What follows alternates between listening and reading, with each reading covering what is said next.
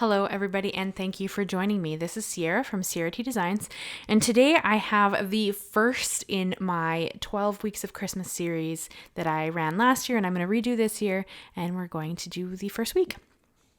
So I'm going to cut down my cardstock as I do the first step in every card. That's kind of just what I do. And I'm cutting down a black mat for my HU base. You can see here I'm cutting it about 1/8 of an inch smaller than my HU base is going to be. And then I'm also going to bring in a piece of Bristol Smooth cardstock because I'm going to ink blend on it. And I'm cutting it down to be 1/4 of an inch smaller than my base. So it would be 1/8 of an inch smaller than my black mat, if that makes sense. And here you can see that it's just got a small border around it for both the base and the mat.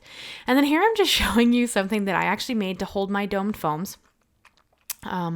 I have had some questions about this. I do actually have a video on how I made it, and I have downloadable files that are free. You can make your own.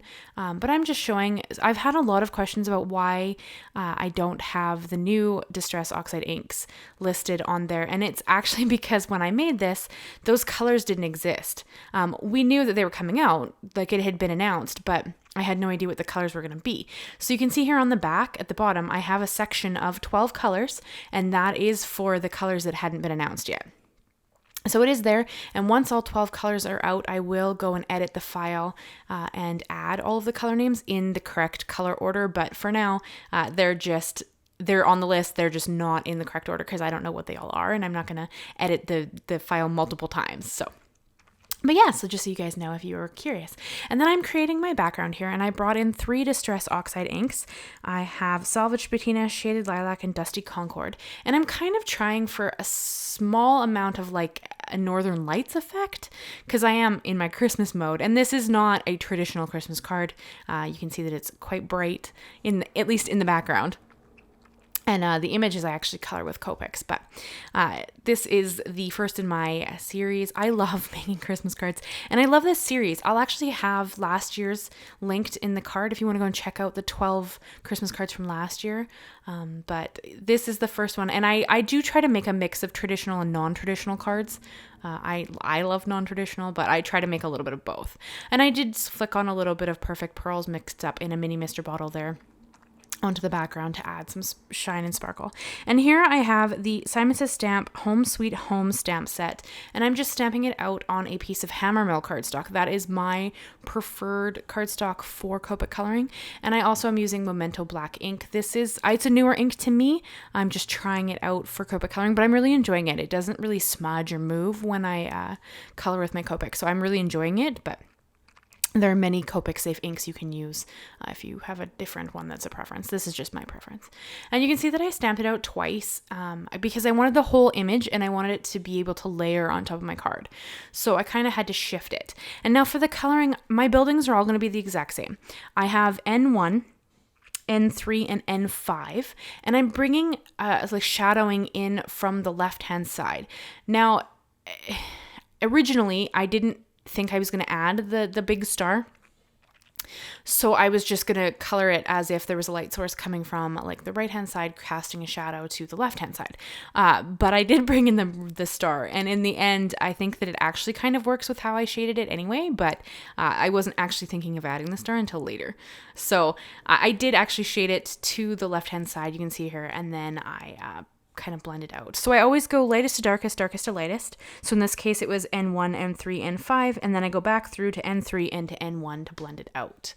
And I am bringing in some Y35 and YR16, and I colored in the windows to kind of look like there was like maybe a fireplace in them or just a warm light. I just wanted it to be very welcoming.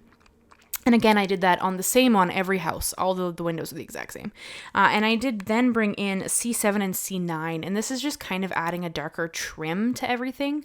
I wanted a little bit more contrast, and I don't actually own darker neutral markers, so I brought in my cool grays, which I think work wonderfully with the neutral grays. So I did end up bringing those two in, and these is kind of my preferred color for dark colors. I think it gives more depth than if you use just like a black marker.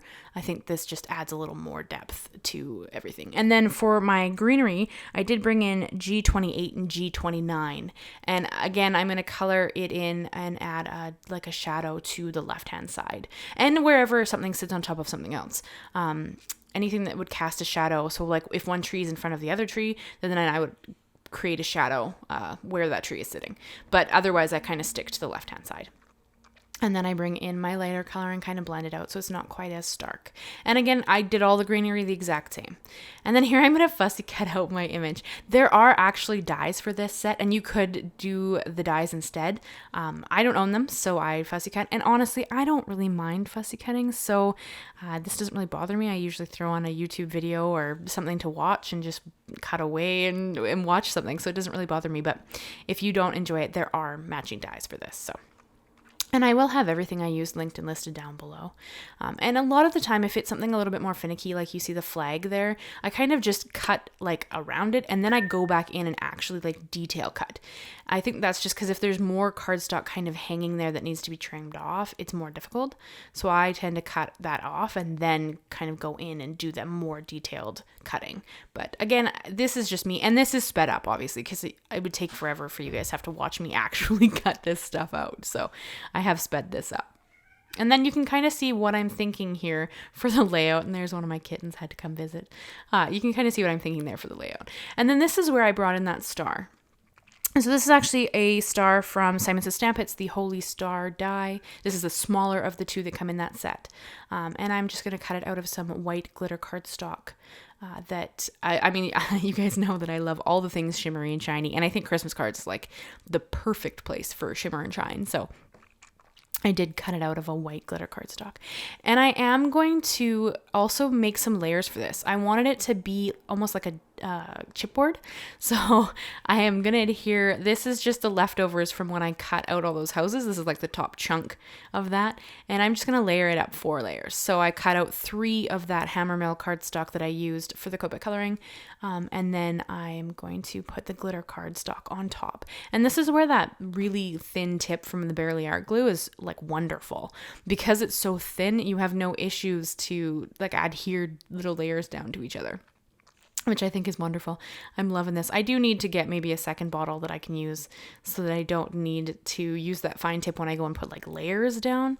Because like my cardstock layers are quite large. You don't need a fine tip for that. It's just that this is the glue that I've been using and I've been loving it. So I kind of just use it for everything when I'm using it. But you don't actually need to be doing that. See here, you're going to see I'm going to use it to cut like glue down all my layers. But you don't really need that fine tip for anything other than the star really. But I, use what you've got. I mean, you could use other glue, whatever works for you. I prefer liquid glue simply because I like to move things.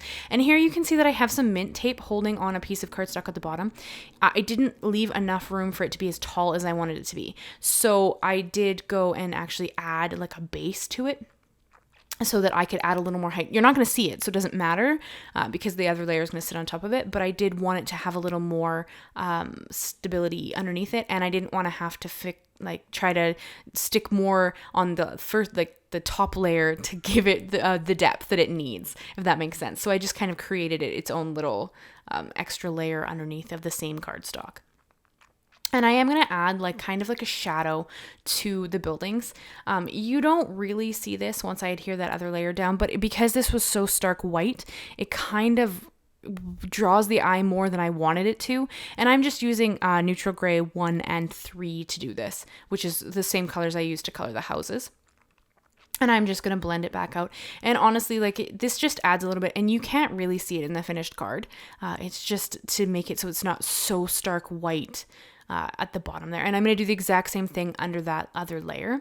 And then here's where I add my sentiment. This is a stamp set from Simon Says Stamp's Joyful Seasons stamp set. They're just a Little Merry Christmas that they have in that stamp set.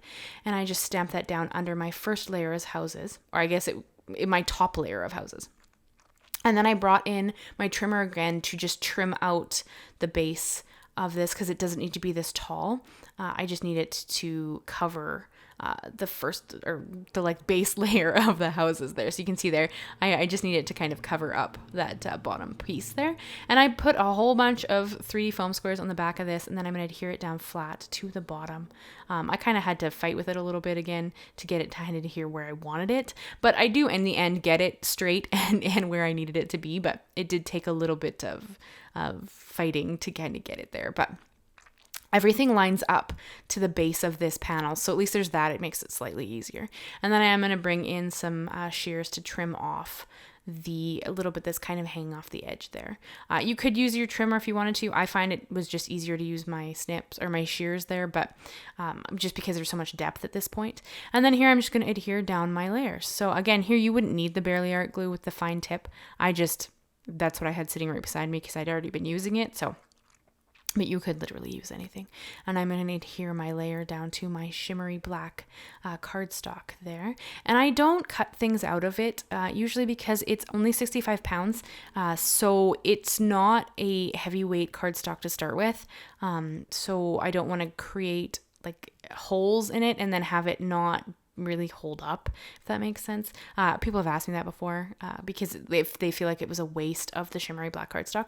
But honestly, I need it more to not sag when I put heavier layers on top of it. So I don't cut things out of it, but you absolutely could if you wanted to. I choose not to. And then now I brought in a Spectrum Noir glitter pen just to color in the windows. Ideally, you would do this before you adhered it all down, but I didn't think about it until now. So I'm just going to adhere them, or I'm just going to kind of color them in as I use it. And anywhere that the light was, because I also did the little lamp posts with the same 2 shades of the kind of yellowy orange color. And I just kind of thought that it was really welcoming. This yellow blend is new to me. It was one I kind of just picked out for this specifically, but it made me think of Firelight. I don't know, you guys will have to let me know what you think, but that's kind of what came to mind when I was picking the colors for that.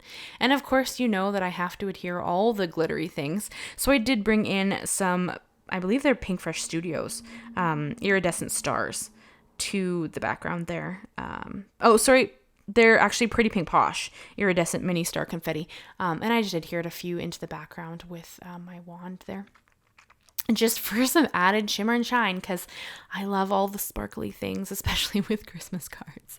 I just can't resist. And I have them, right? So it's one of those things where it's like, why not use what you have in your stash? So, and then now I'm going to hold this card up so you guys can see it in all its glittery glory. I'd love to know what you think of how this card turned out. Leave me a message, leave me a comment, leave me a like. Consider subscribing if you haven't already. I do a new video every Monday, and then I have other videos coming as well, like my 5 cards 1 kit video as well. I know I did stamp the little village inside of the card base with Salvaged Patina as well. All right, guys, thank you so much, and I cannot wait to see you again. Bye-bye for now.